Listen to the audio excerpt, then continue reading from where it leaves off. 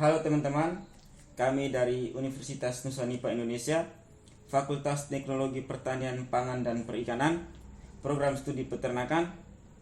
Di video kali ini, kami ingin menyelesaikan tugas mata kuliah Pendidikan Pancasila, mewawancarai masyarakat mengenai penerapan sila kelima di Indonesia. Seperti yang teman-teman lihat, di sini kami sudah bersama narasumber kami yang merupakan masyarakat pendatang yang sudah cukup lama berdomisili di Maumere. Halo kakak. Halo semuanya. Apa kabar kakak hari ini? Ya, puji Tuhan baik. Sebelumnya mungkin kakak bisa perkenalkan diri dulu. Oke, perkenalkan, nama panggilan saya Rilty. Saya berasal dari Flores Timur, tepatnya Kota Larantuka, Desa Tiwatobi. Sekarang saya berdomisili di Maumere, tepatnya Jalan 2 Toru, Kecamatan Alok Timur. Baik, terima kasih. Terima kasih kakak Rilty sudah meluangkan waktunya untuk kami mewawancarai kakak. Ya. Selanjutnya akan ditanyakan langsung oleh teman saya. Baik, terima kasih. Kalau boleh tahu sudah berapa lama kakak menetap di Maumere? Saya menetap di sini kurang lebih sudah 6 tahun. Karena saya dari sini dari tahun 2017. Oke. Apakah kakak tahu dari bunyi sila kelima? Bunyi sila kelima, tahu bunyi sila kelima itu keadilan sosial bagi seluruh rakyat Indonesia. Apakah kakak tahu makna dari sila kelima tersebut? Makna dari sila kelima yang saya pahami itu menurut saya keadilan sosial bagi seluruh rakyat Indonesia itu berarti warga negara Indonesia itu memiliki hak yang sama, yang adil, yang tidak membedakan suku, ras, ataupun agamanya. Dari mana dia berasal itu tidak ada dibeda-bedakan, semuanya adil, sifatnya saling membantu, saling mengayomi, dan saling memahami. Seperti itu yang saya pahami. Berdasarkan pemahaman kakak, bagaimana tanggapan kakak mengenai sila tersebut yang diterapkan di wilayah ini? Di wilayah Maumere, pemahaman saya sila kelima yang diterapkan di Maumere ini, karena saya sudah cukup lama ya tinggal di sini, kurang lebih 6 tahun seperti itu. Jadi saya cukup mengikuti perkembangan yang ada di Maumere sini, seperti baik perkembangan pendidikannya, terus perkembangan lingkungannya, perkembangan bangunannya di sini, terus baik pergantian kepemimpinan wilayahnya di sini, terus pergantian pemimpin tokoh-tokoh agamanya ataupun tokoh-tokoh yang lainnya, itu sudah cukup saya alami di sini. Menurut saya di sini penerapannya cukup baik, karena seperti yang saya alami ini di sini itu seperti contohnya saya di sini mengalami pergantian pemimpinan wilayah. Yang saya alami di sini itu wilayah yang pas semenjak pergantian wilayah itu ada perubahan di pendidikannya. Yang pertama itu paling pertama yang saya rasakan itu di bagian pendidikan. Terus kalau yang saya alami juga selama saya tinggal di sini itu juga ada perubahan di masyarakat, itu seperti bantuan-bantuan di bidang kesehatan, terus bidang untuk pendidikan untuk masyarakat yang menengah ke bawah itu juga ada. Terus ada juga perubahan-perubahan seperti bangunan-bangunan, terus perbaikan jalanan-jalanan, itu sudah dialami, itu cukup baik untuk pemimpinnya, itu sudah cukup adil.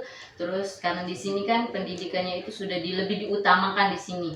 Terus tapi di sini pendidikannya juga, pemimpin di sini juga tidak hanya memberikan hanya kepada masyarakat Maumere saja, tapi juga kepada masyarakat-masyarakat yang ikut mengambil pendidikan di sini, seperti orang-orang yang kuliah. Contohnya seperti saya di sini kuliah di sini, saya mengalami bahwa saya mendapatkan beasiswa dari kampus Unipa juga ada, karena saya berkuliah di Unipa juga, saya alma maternya di Unipa. Jadi saya juga merasakan kurang lebih keadilan lah di situ, istilahnya keadilan di situ, karena saya juga mendapatkan beasiswa yang tidak hanya diperuntukkan untuk masyarakat Sika saja, tapi juga untuk masyarakat yang dari luar yang bersekolah di sini. Terus di sini juga dia punya lingkungannya juga sangat mendukung ya untuk kita, seperti saling menerima, tidak hanya uh, tidak hanya kalau kau asal dari sini baru diterima, jadi kau mau buka usaha di sini baru diterima, tidak, jadi dari mana saja di sini bisa diterima semua.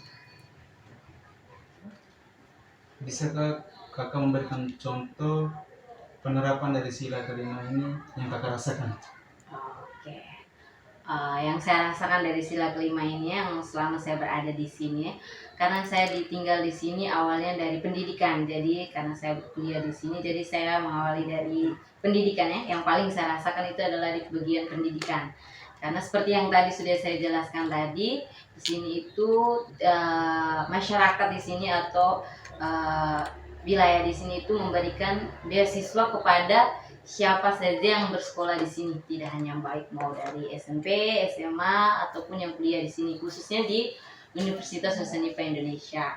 Itu saya waktu itu saya mendapatkan, ini pengalaman saya, karena saya mendapatkan beberapa beasiswa ketika berkuliah di Unipa, itu saya mendapatkan beasiswa dari prodi, itu juga saya dapatkan, dan saya juga mendapatkan beasiswa dari bank yang bekerja sama langsung dengan Universitas Nusantara Indonesia. Jadi menurut saya itu salah satu menanam sila dari kelima ini, karena beasiswanya tidak hanya diberikan untuk masyarakat di sini saja, tapi diberikan juga kepada masyarakat yang dari luar yang datang melakukan pendidikan di sini, seperti itu. Itu pengalaman yang paling saya rasakan karena lebih lama loh di sini. Ya. Bisa kakak menceritakan pengalaman yang paling dirasakan dari sila kelima ini selama berdomisili di sini, tidak hanya dari pendidikan saja, tapi dari lingkungan. Baik, dari lingkungan ya, selama saya berada di sini, dari lingkungan yang saya rasakan itu, di sini lingkungannya itu saling menerima, sangat untuk saling menerima itu sangat. Jadi jiwa sosialnya, terus penerimaannya di sini dari awal saya datang itu penerimaannya sangat, orang-orang di sini itu sangat welcome kepada semua orang, siapa saja. Dia tidak melihat sukunya dari mana, agamanya dari mana, atau rasnya dari mana, tidak melihat dari kita punya kulit, warna rambut, warna kulit, ataupun dari mana. Mau kita punya seperti apa, tidak menjudge kita punya body ataupun apapun, tidak. Di sini itu saling menerimanya itu sangat tinggi. Apalagi dari lingkungan itu, saya kan tinggal di sini selama saya kuliah, saya tinggal di sini bukan hanya di, pasti saya berbaur juga dengan orang-orang yang di sini. Terus saya juga cukup lama tinggal di rumah teman saya. Terus saya mengalami yang namanya bertetangga, hidup bertetangga di sini tuh saling mengayomi. Nah, seperti contohnya itu kepala lingkungan di sini. Kalau di sini sebutnya ada kepala lingkungan, terus ada ketua KBG-nya. Itu di sini tuh kalau ada sesuatu itu selalu dirembukan bersama, Terus kalau mau ambil satu keputusan itu selalu harus dikumpulkan, bermusyawarah bersama. Terus mereka tidak hanya menerima pendapat dari satu asalnya saja, tapi seperti saya yang asalnya dari dua, itu pendapat saya juga diterima. Terus pendapat saya juga diterima, juga di apa yang saya usulkan juga diterima, disatukan dulu, dikumpulkan dulu, baru diambil kesimpulannya, diambil yang mana yang baiknya, baru dirangkum bersama. Jadi tidak membuat orang lain atau pendatang itu merasa bahwa dikucilkan, itu tidak. Jadi di sini tuh saling menerima, sangat saling menerima, jiwa sosialnya sangat. Terus gotong royongnya juga, kalau kita ada kegiatan-kegiatan itu selalu diikut sertakan siapapun, tidak hanya karena dia tetangga, dia tidak biasa dengan kita, dia tidak diikut sertakan, tapi juga selalu diikut sertakan, seperti itu. Jadi tidak ada yang membedakan, kalau dari luar jadi tidak perlu ikut kami, tidak. Mereka selalu mengajak kita untuk ayo selalu bersama-sama, supaya kita jangan, orang dari luar tidak merasa bahwa kita diasingkan. Jadi kita diajak untuk selalu bersama-sama, seperti itu. Kami juga baru di sini kakak, tapi kami juga merasakan apa yang seperti kakak rasakan. Iya. Mungkin sekian dari saya. Untuk pertanyaan selanjutnya dilanjutkan oleh teman saya. Oke, boleh saja. Oke, baik. Terima kasih sebelumnya. Eh, dari perbincangan kita dari tadi, saya cukup menyimaknya. Kakak cukup pengalaman ya di sini dalam khususnya dalam merasakan dalam dunia pendidikan, menerima juga mendapatkan beasiswa. Karena kakaknya dari luar ya. Iya, benar sekali. Di sini saya mau tambahkan sedikit.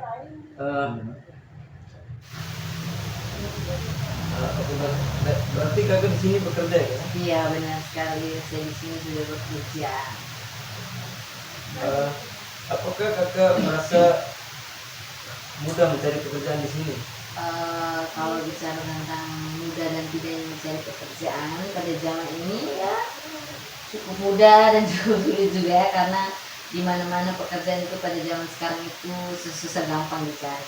Tapi karena di sini saya sudah punya pengalaman, sudah punya koneksi yang cukup di sini, jadi ya saya cukup mudah mencari pekerjaan di sini. Apalagi kan sekarang ini di mana saja, bukan hanya di sini saja, tapi di mana saja itu sekarang itu lebih menanamkan sistem kerja nepotisme, itu di mana kaum punya koneksi, kaum bisa bekerja, atau lebih mengutamakan kekeluargaan seperti itu. Itu yang saya rasakan karena ya kita sudah punya pengalaman untuk beberapa kali cari pekerjaan loh. Jadi karena saya sudah punya pengalaman di sini, saya sudah cukup memiliki beberapa koneksi di sini, makanya menurut saya cukup mudah mencari pekerjaan di sini. Kalau yang seperti itu sih bukan di sini saja, kayaknya. Ya benar sekali. Tidak hanya di sini saja, tapi di daerah termasuk juga di daerah asal saya juga seperti itu. Makanya saya lebih memilih untuk mencari pekerjaan di sini. Kalau di tempat kakak bekerja sekarang, apakah semuanya berasal dari wilayah ini atau ada yang dari luar? Kalau untuk tempat kerja saya sekarang itu, kalau dari luar itu cuma saya sendiri sebagian besarnya, atau sebagian besar, bukan sebagian besar, tapi semuanya berasal dari Maumere. Ya cuma saya sendiri yang berasal dari luar Maumere. Berarti kakak sendiri yang dari luar. Iya betul sekali. Berarti cukup baik ya hubungan kakak dengan bersama rekan-rekan kerja di tempat kerjanya kakak.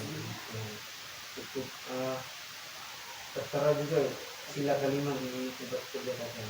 Iya, menurut saya sila kelima ini juga termasuk diterapkan dalam hubungan kami ya, berdasarkan pengalaman saya yang tidak saya jelaskan. Berarti sila kelima ini juga termasuk dalam penerapan.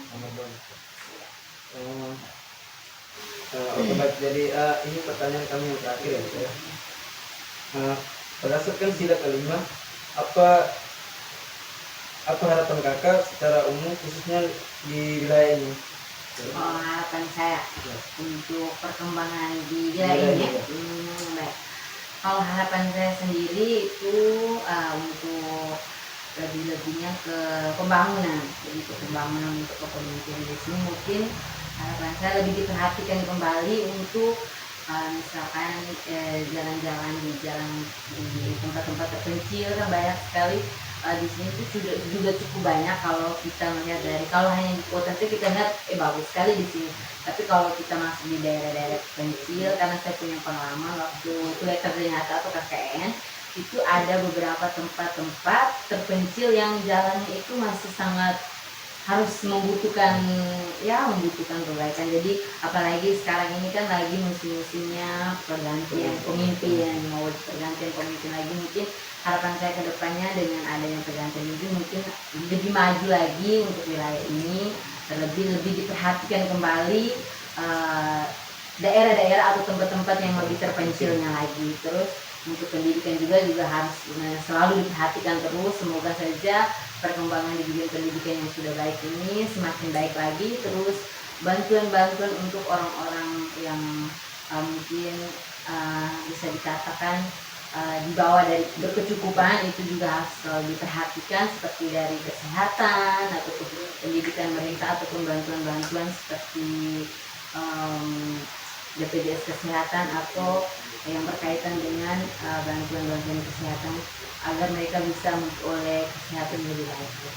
Seperti itu juga, karena di sini kan angka stunting juga cukup lumayan tinggi, jadi ya pastinya harus lebih diperhatikan Tidaknya kembali. mereka juga merasakan ya keadilan gitu. Iya, seperti keadilan. Jadi tidak hanya orang-orang yang di kota-kota saja, tapi orang-orang yang di tempat-tempat tertentu juga ikut merasakan apa yang dirasakan oleh orang-orang yang berada di kota atau berada di daerah-daerah yang dilihat seperti itu.